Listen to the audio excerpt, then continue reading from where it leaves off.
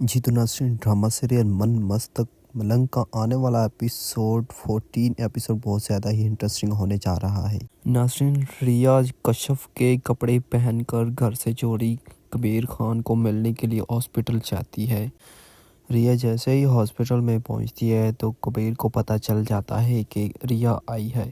کبیر ادھر ادھر دیکھتا ہے اور خود سے کہتا ہے کہ میں کہیں کوئی خواب تو نہیں دیکھ رہا، اور کبیر ریا سے باتیں بھی کرتا ہے اور کہتا ہے کہ ریا میں کہیں خواب تو نہیں دیکھ رہا، آپ حقیقت میں یہاں میرے پاس آئی ہیں۔ اور ریا آگے سے کبیر سے کہتی ہے کہ کبیر میں ہی ہوں، آپ کی ریا ہوں۔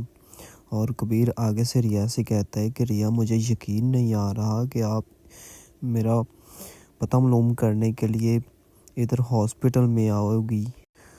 اور ریا آگے سے کبیر سے کہتی ہے کہ مجھ سے رہا نہیں گیا، آپ کو پتہ ہے کہ میں نے کتنی دفعہ ادھر کہا تھا کہ میں نہیں جاؤں گی۔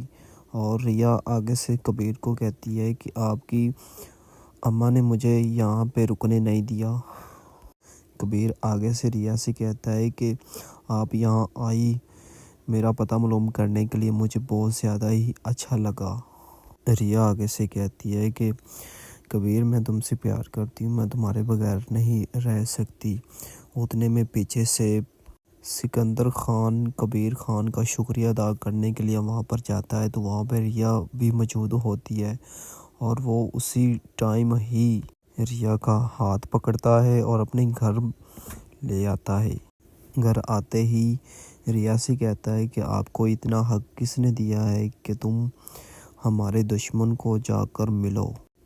سکندر خان آسماں آپا سے کہتا ہے کہ اس کو کس نے اتنی آزادی دی ہے کہ شرعام ہی ہمارے دشمن کو ہاسپٹل میں جا کر مل رہی ہے۔ اور آسماں آپا آگے سے کہتی ہے کہ آپ کس رشتے سے اس کو ملنے کے لیے گئی تھی، آخر تمہارا وہاں پہ کیا تھا؟ ہم نے کتنی دفعہ تمہیں منع کیا تھا لیکن آپ ہمارے منع کرنے کے باوجود بھی وہاں پہ گئی ہو۔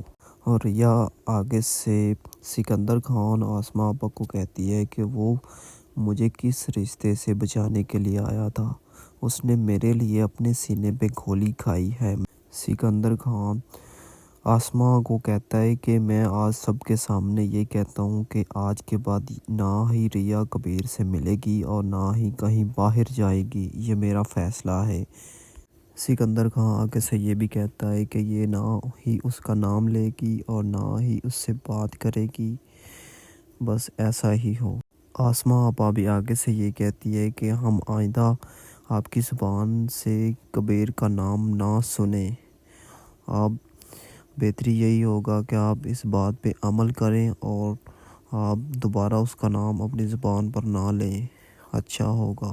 اتنی سی بات کہہ کر سکندر خان چلا جاتا ہے اور آسماں آپا سے کہتا ہے کہ اس کو باہر جانے نہیں دینا، یہ ادھر گھر میں ہی رہے گی۔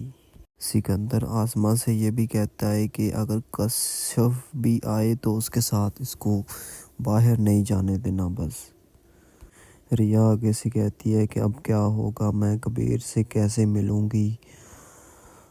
دوسری جانب کبیر جب ہاسپٹل میں تھا اس کے اوپر ایک حملہ ہوا تھا، ایک آدمی آیا تھا جو خنجر کی مدد سے اس کو مارنا چاہتا تھا۔ مبین خان نے پولیس کو بلایا تھا اور کبیر سے پوچھا کہ وہ کون آدمی تھا، کیا تم اس کو پہچانتے ہو؟ اور مبین خان کہتا تھا کہ وہ سکندر تو نہیں، تو کبیر آگے سے کہتا ہے کہ وہ سکندر نہیں تھا، جس نے مجھ پہ حملہ کیا تھا وہ سکندر نہیں تھا۔ آگے سے مبین کہتا ہے کہ صحیح سے دیکھو وہ سکندر ہی تھا۔ کبیر آگے سے کہتا ہے کہ نہیں وہ سکندر نہیں تھا، میں نے اس کی آنکھیں دیکھی تھی، میں خود اس کو پکڑ لوں گا۔ دوسری جانب کبیر خان کو پتہ چل جاتا ہے کہ وہ آدمی واجد ہی تھا جس نے مجھ پہ حملہ کیا تھا، اور وہ واجد کو آواز دیتا ہے اور واجد کو بھی پتہ چل جاتا ہے کہ مجھے کیوں آواز دے رہا ہے۔